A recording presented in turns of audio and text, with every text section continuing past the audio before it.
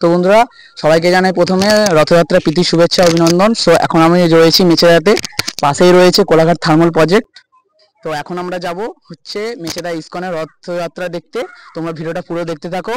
আর যারা যারা মেচেদা কোলাঘাটতে দেখছে তারা অবশ্যই কমেন্টে জয় জগন্নাথ লিখে যাও। 2000 years later. বন্ধুরা, এখন আমরা রয়েছি কোলাঘাট থার্মাল প্রজেক্টের 2 নম্বর গেটের সামনে মেচেদাতে।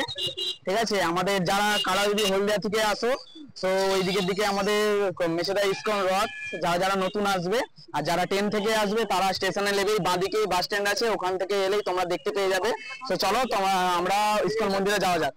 বন্ধুরা, এখনো রথ অলরেডি শুরু হয়নি, ঠিক আছে, তাই জন্য আমরা যাচ্ছি ইসকনের মন্দিরের দিকে। তোমরা ভিডিওটা দেখতে থাকো, ঠিক আছে। তোমাদেরকে মন্দিরটা ভালোভাবে দেখানোর চেষ্টা করবো।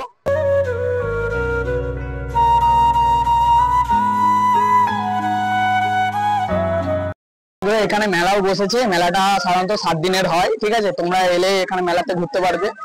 তো এটাই হচ্ছে আমাদের মেচেদা ইসকনের মন্দির। এখনও টানা অলরেডি শুরু হয়নি, কিছুক্ষণের মধ্যেই টানা শুরু হয়ে যাবে। তোমরা জাস্ট ভিড়টা দেখতেই পাচ্ছ কি পরিমাণে ভিড় হয়েছে। কিছুক্ষণ ওয়েট করার পর তো রথ টানা অলরেডি শুরু হয়ে গেছে। আর কি পরিমাণে ভিড় হয়েছে তোমাদেরকে জাস্ট দেখাচ্ছি। রথের দড়ি টানার জন্য কি পরিমাণে ক্রেজ তোমরা জাস্ট দেখতেই পাচ্ছ। প্রচুর পরিমাণে ভিড় হয়েছে।